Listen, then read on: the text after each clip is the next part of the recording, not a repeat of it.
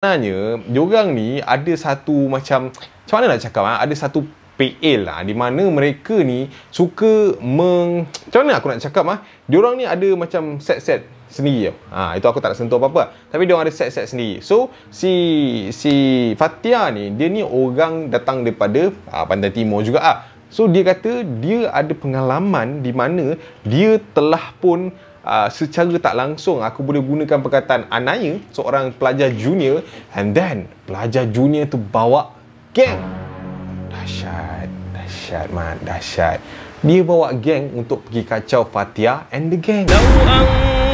أنزلنا هذا القرآن على جبل لرأيته خاشعا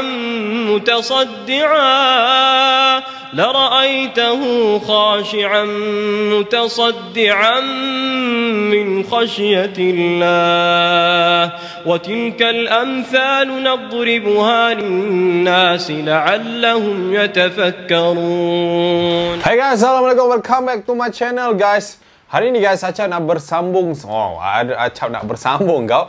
Acap nak menyambung cerita yang Acap tak sempat nak sambung minggu lepas. Okey, cerita ni pasal campus part 2, tentang sambungan seorang pelajar yang sering dibuli oleh kakak-kakak senior dia guys, dan dia melakukan something dengan melibatkan alam-ahlam lain. Alam tu siapa? Alam lain, dan mengganggu semua senior yang membuli dia. Dengan apa cara dia guys? Let's check it out. Roll it.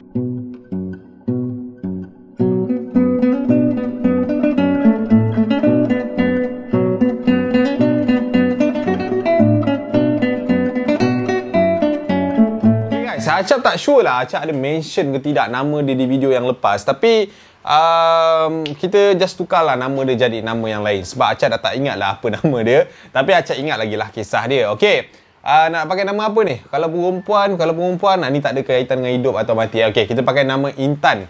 Intan ni seorang pelajar junior. Tak adalah junior, dia sebenarnya dah pun masuk ke SEM yang ketiga, which is tahun yang kedua lah.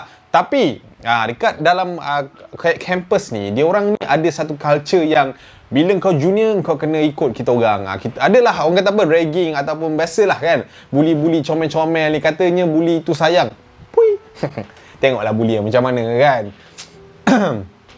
Terasa pula. Okay guys, lepas tu bila dah dia ni menjelang ke SEM yang ketiga, dia ni sebenarnya telah pun selalu diganggu ataupun selalu dikacau ataupun selalu dibuli oleh kakak-kakak senior dia since dia daripada semester 1 lagi, daripada dia anak-anak lah, senang cerita. Okay, so dia orang ada 4 orang kakak sebenarnya.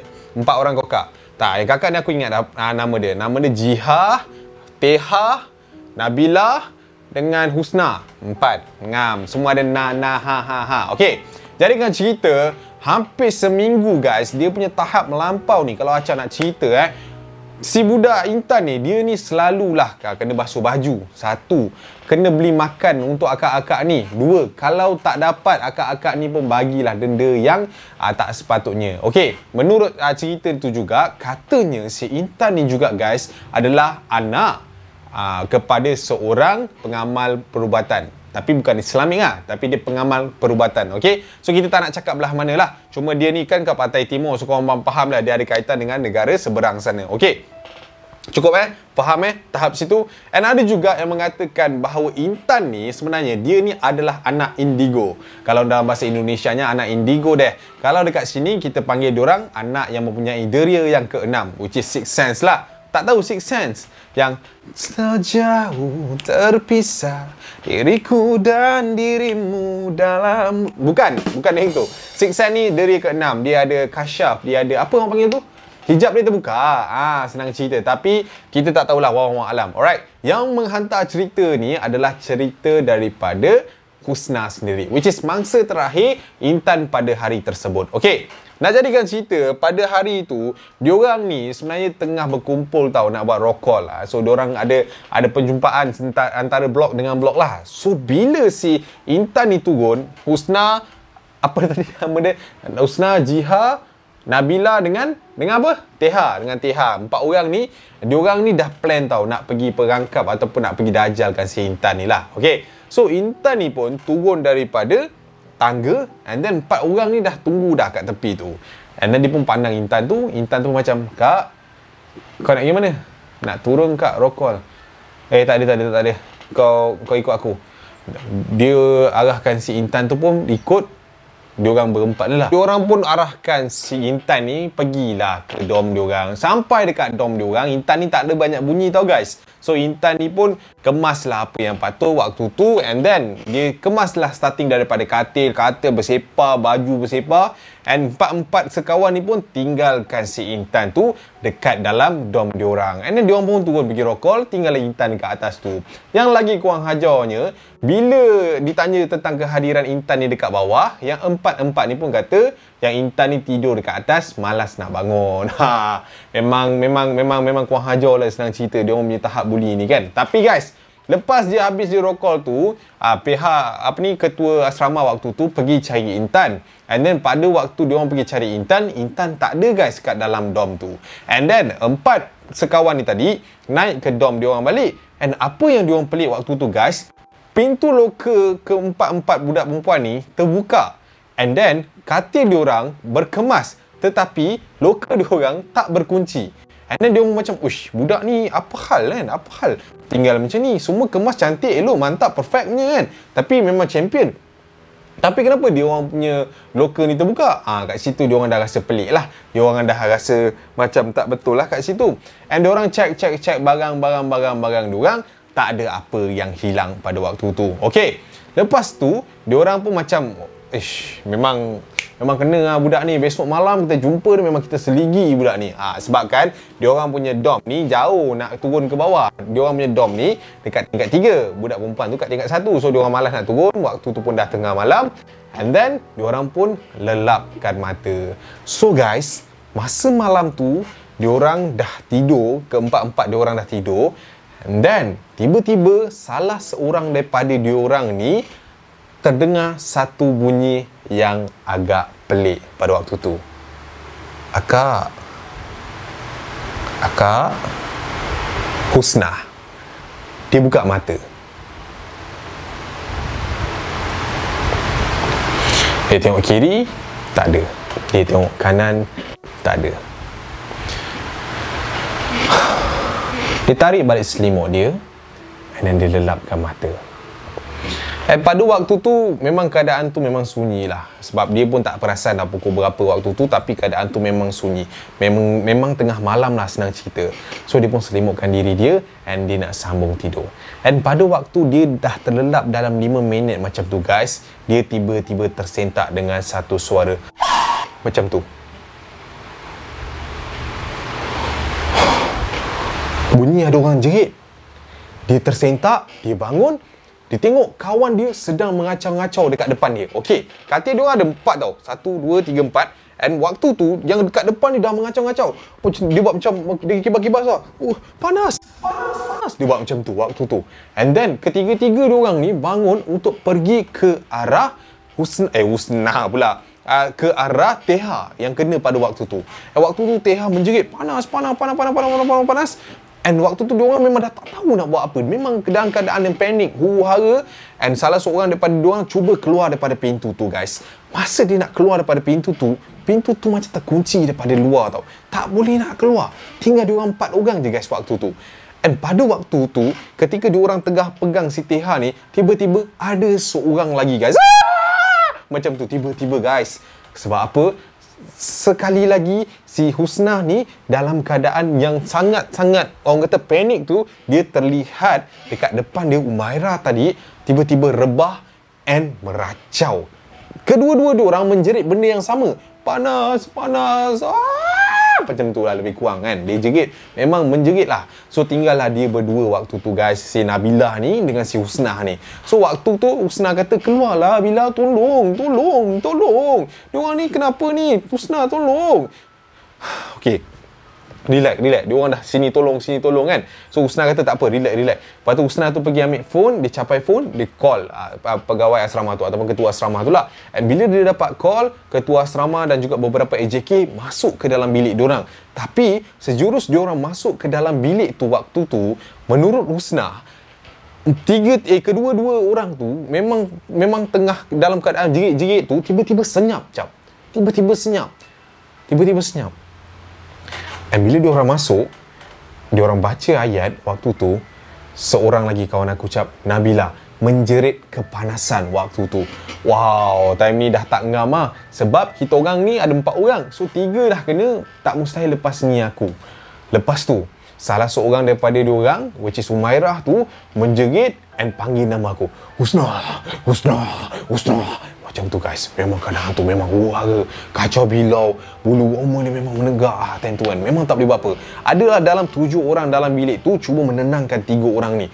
And waktu tu lampu semua dah dibuka, memang keadaan tu sangat-sangat kacau. And masa keadaan tu dah dalam kacau bilau, dah ramai dah orang dekat luar tu tengah tengok.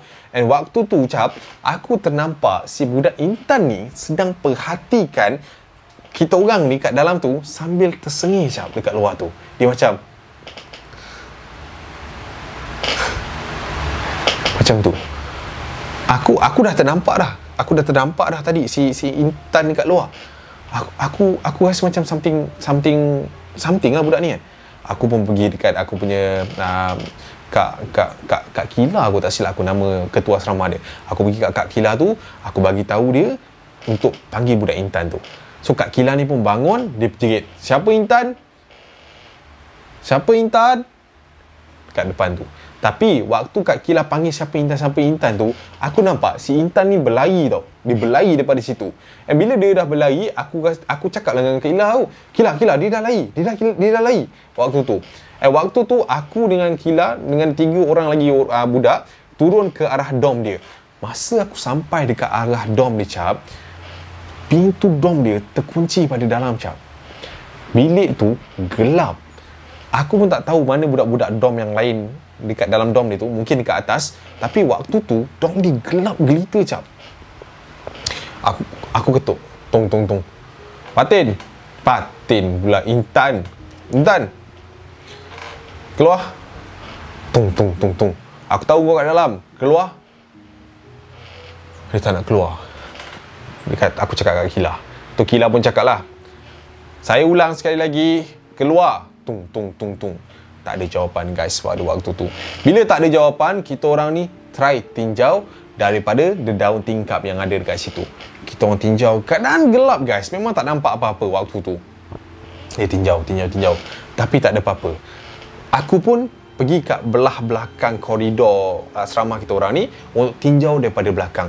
And waktu aku buka satu daun yang pertama tu aku buka je, aku ternampak ada sepasang mata tengah buat contact dengan aku Mat. Dia macam tengok tapi separuh macam ni tau. Lebih kurang macam tu lah guys. Aku pun terperanjat lah kan. Terperanjat aku macam apa tu, aku menjerit waktu tu. And Kak Kila pun pergi kat belakang, and then dia suluh-suluh kat arah tu, memang tak ada orang And kita orang pergi balik depan, kita orang panggil nama dia, Intan, keluar. Intan, tung. Intan, keluar. Intan. Tak ada jawapan lagi guys. So kita orang ni pun nak naik ke atas untuk pergi tengok balik apa keadaan yang 3 orang kawan kita orang tu tadi. And waktu kita orang baru nak naik tangga Intan turun ke bawah. Kita orang dah terserempak ish ada. And then kita orang pun pergi tangkap Intan tu lah. Bila kita orang tangkap Intan tu, kita orang bawa dia pergi dekat 3 orang kawan kita orang tu. Alhamdulillah lah, masa waktu sampai dekat tempat tu, 3 orang kawan kita orang ni dah lembik dah. Memang tak menjerit, dah tak apa, tapi dalam keadaan yang sangat-sangat lemah lah kondisi dia waktu tu. Kita orang suruh Intan duduk. Kau buat apa ni sampai menjadi macam ni? Kila tanya dia. Tak ada. Mana ada buat apa-apa? Tak ada.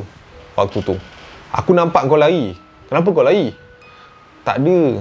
Sumpah tak ada waktu tu. Okey, tak apa. Bawa 3 orang ni turun dulu. Kita kumpul kat surau.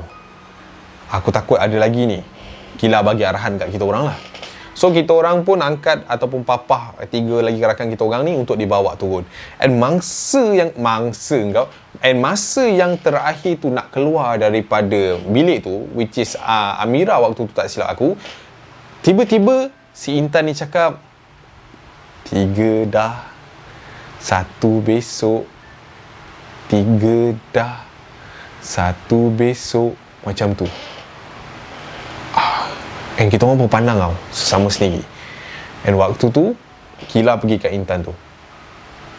Kau cakap apa? Dia tepuk pipi orang tu. 3 dah, 1 besok. Macam tu Mat, suara dia berubah. And sekali lagi lah, adalah situasi nak kita nak pergi mengawat orang. Si Intan ni pula, dia macam dirasuki lah waktu tu. 3 dah, 1 besok. Dia asyik ulang benda yang sama waktu tu guys. Kacau aku bunuh, aku bakar. Macam tu Mat, suara dia waktu tu. And pada waktu tu keadaan sekali lagi jadi kacau bilau.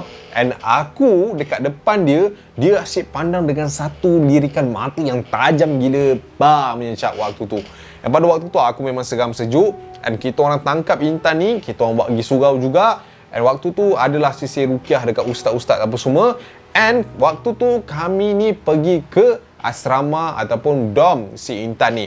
And bila kita orang pecah masuk ke dalam, korang tahu tak Cap, dekat belakang tu, dekat belakang katil tu, dekat blok asrama dia ataupun kat dom dia tu, si Intan ni ada buat something guys rupanya. Okey, apa something yang dia buat? Dia buka satu kain putih guys dekat situ. Tak tahu kain apa, tapi dekat situ ada 4 batang aiskrim. And dililitkan dengan satu kain warna putih. 4 tu ada kain warna putih. And setiap batang aiskrim tu ada titisan darah. And apa yang menakutkan Cap, pada keempat batang aiskrim tu semua ada helaian rambut. Aku tak sure daripada mana dia dapat, tetapi 3 daripada batang aiskrim tu dah terbakar separuh. Tinggal 1 sahaja yang dekat ujung. And then kita orang bungkus ke-4 ni, bawa pergi ke surau, bagi tahu ustaz tu. Ustaz tu pun buat something on that. And dia orang pun bakar ke-4 tu. And then pada waktu tu memang Intan tu menjerit sekuat-kuat tidak. And pada tu juga aku perasan yang Intan ni dia punya mata tu tak lepas tau, pandang dekat aku je waktu tu. And kita orang pun decide untuk buang benda tu dekat sungai. Tapi itu besoknya lah, lepas ustaz tu dah settle apa semua. Tapi malam tu Cap, hampir 5 jam juga dah nak ke subuh dah waktu tu. Aku ingat lagi untuk pergi rawat si Intan ni. And then bila dah Intan ni dah settle, Intan ni umpama orang yang asyik-asyik nak pergi serang kita orang. Dia macam dia dah baik ni, dia dah okey dah, tak ada apa-apa. Tapi bila dia tersedar je, dia nak macam terekam kita orang 4 orang ni. And waktu tu kita orang ni terpaksalah ikat si Intan ni sampai siang besok untuk dibawa ke pusat perubatan. And Mira, apa lagi lah tadi, 3 orang nama kawan dia, kita orang bawa ke hospital. And then dibenarkan pulang pada waktu tu untuk berehat. Dan sebulan selepas tu aku dengar cerita yang Intan tu dah tak datang dah, and tak tahu dia ke mana. Tapi kita orang ni masih lagi belajar macam biasa. Dan kami tak lagi lah orang kata membuli ataupun meragging mana-mana pelajar junior. And sampai hari ni aku tak tahu apa perkhabaran Intan. Tapi last info yang aku dapat, yang Intan ni dia macam dah kena kurung dengan bapak dia lah, lebih kurang. Sebab dia macam salah pakai kot. Aku pun tak tahu nak cakap macam mana. Tapi wallahu a'lam, Acap tak tahu cerita ni betul ke tidak yang disampaikan oleh Husnah ni. Tapi kalaulah benda ni betul, kalaulah benda ni benar, ini adalah satu ingatan ataupun nasihat yang cukup bagus untuk kita guys, supaya kita ni janganlah mengambil kesempatan kita menindas orang-orang yang lemah. So bila jadi macam ni, kita takut kan, benda-benda macam ni kita tak tahu, benda-benda halus macam ni. Cara dia memang salah, tapi perbuatan kita ni jauh lebih salah. Kalau kita tak buat macam tu, mungkin dia tak terdorong di akal untuk buat sampai ke arah situ. So mungkin macam tu guys. So itulah dia cerita sambungan yang Acap tak dapat nak cerita last week. Sebab Husnah ni dia kongsi dengan Acap yang dia kata salah seorang daripada kawan dia, which is Umairah tadi, telah pun orang kata terlibat dalam satu kemalangan jalan raya baru-baru ni. So dia haraplah yang kita ni boleh menghormati all that kan. Tapi Acap rasa tak jadi masalah sebab orang tak tahu dia ni Umairah yang mana. Sebab ada 10,000, 100,000 mungkin nama orang bernama Umairah mungkin kan. Tapi Umairah ke nama dia? Aku masih sebut ke? Entah. Umairah lah kot. Betul lah kot. Salah seorang daripada 2 orang lah yang dah pun terlibat dalam kemalangan, all that. Tapi tak ada apalah. So Acap dah kongsi dengan korang. Acap rasa dah lunas dah hutang Acap kepada korang. So kepada siapa-siapa yang mungkin tunggu, mungkin tanya Acap mana cerita ni, asal tak upload, kenapa tak update, I'm so sorry guys. dia ada personal matter sikit. Memang Acap kena hormati juga diorang punya permintaan. Sebab yelah kita pakai cerita diorang kan, so tak boleh lah suka-suka main bantai je. Okay guys, so itu sahaja cerita Acap untuk malam ni. So Acap harap korang boleh support Acap dekat semua media platform Acap, dekat Instagram, dekat TikTok, dekat YouTube. Jangan lupa subscribe, jangan lupa like, jangan lupa juga tekan bell notification. And Acap ada juga channel kedua, korang boleh support untuk konten-konten yang menarik tahun depan. Okay, so Acap sekarang mungkin tengah busy sikit pasal office. InsyaAllah tahun depan doakan juga. And Acap ucapkan selamat kembali kepada adik-adik sudah cuti sekolah ya. So dah boleh duduk, dah boleh santai. Kerja sekolah jangan lupa buat. Cerita hantu Acap jangan lupa layan. So I see you when I see you guys. Wacau lu. Assalamualaikum. Wa gerak lu Papa Roger. Bye.